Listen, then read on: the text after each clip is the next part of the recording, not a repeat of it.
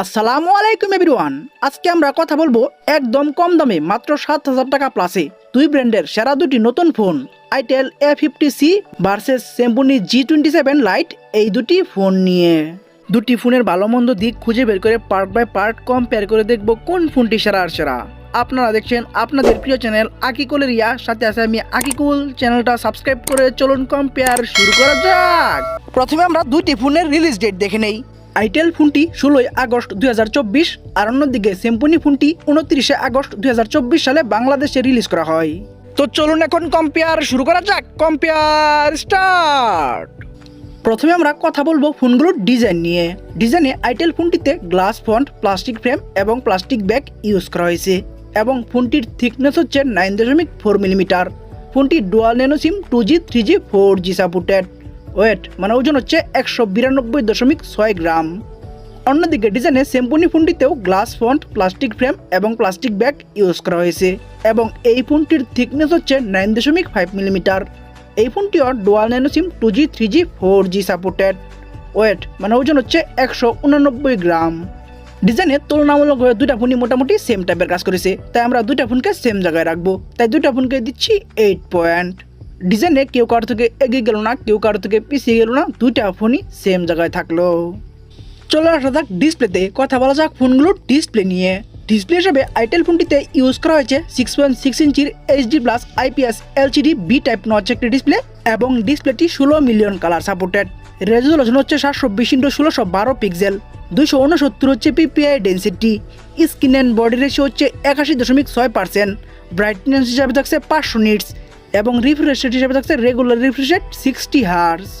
অন্যদিকে ডিসপ্লে হিসাবে স্যামসুং ফোনটিতে ইউজ করা হয়েছে 6.56 ইঞ্চির HD+ IPS LCD B type notch display এটিও এবং এই ডিসপ্লেটি 16.7 মিলিয়ন কালার সাপোর্টেড। রেজুলেশন হচ্ছে 720x1612 পিক্সেল। 269 হচ্ছে PPI density. Screen and body ratio হচ্ছে 83.4%। ব্রাইটনেস হিসাবে থাকছে 500 নিটস এবং রিফ্রেশ রেট হিসাবে এখানে থাকছে রেগুলার রিফ্রেশ রেট 60 হার্জ। ডিসপ্লেতেও তুলনামূলকভাবে দুটা ফোনই মোটামুটি সেম টাইপের কাজ করেছে, তাই আমরা দুটা ফোনকে সেম জায়গায় রাখবো। তাই দুটা ফোনকে দিচ্ছি 7 পয়েন্ট। ডিসপ্লেতেও কেউ কারো থেকে এগিয়ে গেল না, কেউ কারো থেকে পিছিয়ে গেল না, দুইটা ফোনই সেম জায়গায় থাকলো। এখন আমরা কথা বলবো ফোনগুলোর ক্যামেরা নিয়ে। প্রথমে আমরা রিয়ার ক্যামেরা নিয়ে কথা বলি। রিয়ার ক্যামেরায় আইটেল ফোনটিতে সিঙ্গেল ক্যামেরা সেটআপ দেওয়া হয়েছে। ক্যামেরাটি হচ্ছে 8 মেগাপিক্সেলের একটি ক্যামেরা এবং এখানে ভিডিও করা যাবে 1080 30 FPS এ। অন্যদিকে রিয়ার ক্যামেরায় স্যামসুং ফোনটিতে ডুয়াল ক্যামেরা সেটআপ দেওয়া হয়েছে।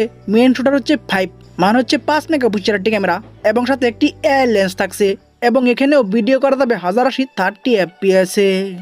রিয়ার ক্যামেরায় যেহেতু মেইন শুটারটাই কাজের আর অন্যটা তেমন কোনো কাজের না, তাই যেহেতু বড় সড়ো মেইন শুটার ইউজ করেছে আইটেল, তাই অবশ্যই রিয়ার ক্যামেরায় এগিয়ে থাকবে আইটেল। তাই আইটেলকে দিচ্ছি 7 পয়েন্ট আর অন্যদিকে স্যামসুংকে দিচ্ছি 6 পয়েন্ট। রিয়ার ক্যামেরায় তুলনামূলকভাবে ভালো কাজ করে এগিয়ে গেল আইটেল আর পিছিয়ে থাকলো স্যামসুং ফোনটি। চলে আসা যাক ফ্রন্ট ক্যামেরায়। কথা বলা যাক ফোনগুলোর ফ্রন্ট ক্যামেরা নিয়ে। ফ্রন্ট ক্যামেরায় দুইটা ফোনই একদমই সেম টাইপের কাজ করা হয়েছে। দুইটা ফোনে ইউজ করা হয়েছে 5 মেগাপিক্সেলের একটি ক্যামেরা এবং দুইটা ফোনে ভিডিও করা যাবে 1080p 30 FPS এ। ফ্রন্ট ক্যামেরায় দুইটা ফোনে একদমই সেম টাইপের কাজ করায় আমরা দুইটা ফোনকে সেম জায়গায় রাখবো। তাই দুইটা ফোনকে দিচ্ছি 8 পয়েন্ট। ফ্রন্ট ক্যামেরায় কেউ কারো থেকে এগিয়ে গেল না, কেউ কারো থেকে পিছিয়ে গেল না, দুইটা ফোনই সেম জায়গায় থাকলো। এখন আমরা কথা বলবো ফোনের একটি গুরুত্বপূর্ণ বিষয় র্যাম, স্টোরেজ এবং প্রাইস নিয়ে। র্যামে আইটেল ফোনটি একটি ভ্যারিয়েন্টে অ্যাভেলেবেল 2GB এবং সাথে আরও 2GB ভার্চুয়াল র্যাম ইউজ করা যাবে এবং স্টোরেজও একটি ভ্যারিয়েন্টে অ্যাভেলেবেল 32GB মাইক্রো SD মানে হচ্ছে এক্সট্রা মেমোরি কার্ড ইউজ করা যাবে আপ টু 1TB পর্যন্ত। বিডি অফিসিয়াল প্রাইসে ফোনটি একটি ভ্যারিয়েন্টে অ্যাভেলেবেল 7,390 টাকা 232। এই একটি ভ্যারিয়েন্টে ফোনটি বাংলাদেশে অ্যাভেলেবেল। অন্যদিকে স্যামসুং ফোনটিও র্যামে একটি ভ্যারিয়েন্টে অ্যাভেলেবেল 2GB এবং সাথে আরও 2GB ভার্চুয়াল র্যাম ইউজ করা যাবে এবং স্টোরেজও একটি ভ্যারিয়েন্টে অ্যাভেলেবেল 32GB মাইক্রো SD মানে হচ্ছে এক্সট্রা মেমোরি কার্ড ইউজ করা যাবে আপ টু 256GB পর্যন্ত। বিডি অফিসিয়াল প্রাইসে এই ফোনটিও একটি ভ্যারিয়েন্টে অ্যাভেলেবেল 7,399 টাকা 232। এই একটি ভ্যারিয়েন্টে ফোনটি বাংলাদেশে অ্যাভেলেবেল। র্যাম, স্টোরেজ এবং প্রাইসের দুইটা ফোনই একদমই সেম টাইপের কাজ করা হয়েছে। দুইটা ফোনই র্যাম, স্টোরেজ সেম দেওয়া হয়েছে এবং প্রাইসও সেম রাখা হয়েছে, তাই আমরা র্যাম, স্টোরেজ এবং প্রাইসের দুইটা ফোনকে সেম জায়গায় রাখবো। তাই দুইটা ফোনকে দিচ্ছি 8 পয়েন্ট। র্যাম, স্টোরেজ এবং প্রাইসে কেউ কারো থেকে এগিয়ে গেল না, কেউ কারো থেকে পিছিয়ে গেল না, দুইটা ফোনই সেম জায়গায় থাকলো। এখন আমরা কথা বলবো একটি ফোনের সব থেকে গুরুত্বপূর্ণ বিষয় প্রসেসর এবং পারফরমেন্স নিয়ে। প্রসেসর হিসেবে আইটেল ফোনটিতে ইউজ করা হয়েছে ইউনিসক টাইগার সিরিজের T603 12 ন্যানোমিটার আর্কিটেকচার বিল্ড করা 1.6 গিগাহার্টজের একটি অক্টা-কোর প্রসেসর। 2024 সালের প্রসেসর লিস্টে এই প্রসেসরটি 139 নম্বর আছে। এই প্রসেসরটির আনটুডো স্কোর হচ্ছে 1,55,000 প্লাস এবং গিগবেঞ্চ স্কোর হচ্ছে সিঙ্গেল করে 244 এবং মাল্টি করে 942 এবং অ্যান্ড্রয়েড ভার্সন হিসেবে থাকছে লেটেস্ট ভার্সন অ্যান্ড্রয়েড 14। অন্যদিকে প্রসেসর হিসেবে সিম্ফনি ফোনটিতে ইউজ করা হয়েছে Unisoc SC9863A 28 nanometre architecture build করা 1.6 গিগাহার্টজের একটি অক্টা-কোর প্রসেসর। 2024 সালের প্রসেসর লিস্টে এই প্রসেসরটি 194 নম্বর আছে। এই প্রসেসরটির আনটুডো স্কোর হচ্ছে 82,000 প্লাস এবং গিগবেঞ্চ স্কোর হচ্ছে সিঙ্গেল করে 164 এবং মাল্টি করে 688 এবং অ্যান্ড্রয়েড ভার্সন হিসেবে এখানে থাকছে লেটেস্ট ভার্সন অ্যান্ড্রয়েড 14। দুইটা ফোনই same Android version latest version Android 14 use করলেও তুলনামূলকভাবে প্রসেসরটা ভালো দিয়েছে আইটেল, তাই প্রসেসর এবং পারফরম্যান্সে অবশ্যই এগিয়ে থাকবে আইটেল, তাই আইটেলকে দিচ্ছি 8 পয়েন্ট আর অন্যদিকে সিম্ফনিকে দিচ্ছি 7 পয়েন্ট। প্রসেসর এবং পারফরম্যান্সে প্রসেসরটা ভালো দিয়ে এগিয়ে গেল আইটেল আর পিছিয়ে থাকলো সিম্ফনি ফোনটি। চলে আসা যাক ব্যাটারিতে, কথা বলা যাক ফোনগুলোর ব্যাটারি নিয়ে। ব্যাটারিতে দুইটা ফোনই একদমই সেম টাইপের কাজ করা হয়েছে। দুইটা ফোনই ইউজ করা হয়েছে 4000 mAh এর ব্যাটারি এবং দুইটা ফোনই টাইপ সি ইউজ করা হয়েছে। ব্যাটারিতে দুইটা ফোনই সেম টাইপের কাজ করায় আমরা দুইটা ফোনকে সেম জায়গায় রাখবো, তাই দুইটা ফোনকে দিচ্ছি 7 পয়েন্ট।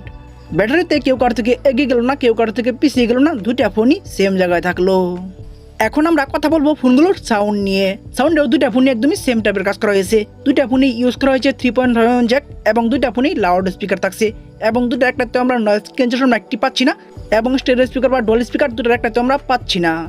সাউন্ডেও দুইটা ফোনই একদমই সেম টাইপের কাজ করায় আমরা দুইটা ফোনকে সেম জায়গায় রাখবো, তাই দুইটা ফোনকে দিচ্ছি 8 পয়েন্ট। সাউন্ডেও কেউ কারো থেকে এগিয়ে গেল না, কেউ কারো থেকে পিছিয়ে গেল না, দুইটা ফোনই সেম জায়গায় থাকলো।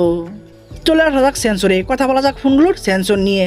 সেন্সরে আইটেল ফোনটিতে আমরা রিয়ার মাউন্টেড ফিঙ্গারপ্রিন্ট পাচ্ছি, কিন্তু এখানে আমরা জাইরোস্কোপ সেন্সরটি পাচ্ছি না।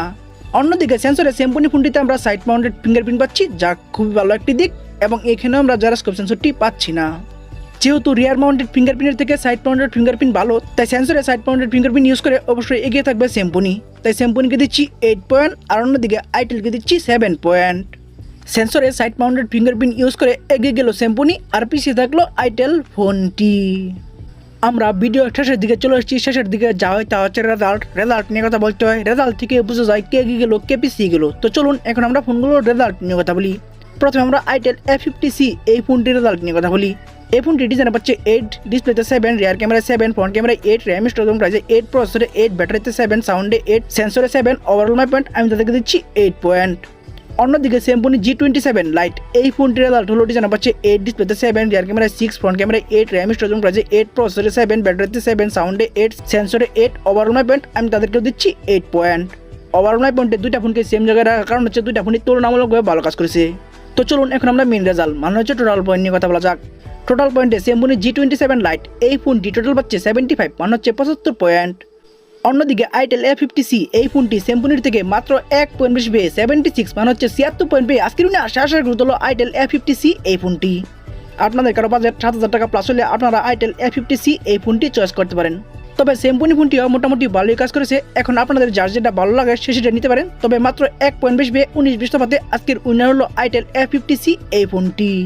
তো বন্ধুরা ভিডিওটি কেমন লাগলো, ভালো লাগলে একটি লাইক দিয়ে কমেন্টস করবেন, ফেসবুক পেজে বলে দিবেন, ইউটিউব চ্যানেলে সাবস্ক্রাইব করে পাশে থাকা বেল আইকনটি অন করে দিবেন এবং পরবর্তী ভিডিও দেখার জন্য আমন্ত্রণ জানিয়ে এখনকার মতো বিদায়। আল্লাহ হাফেজ।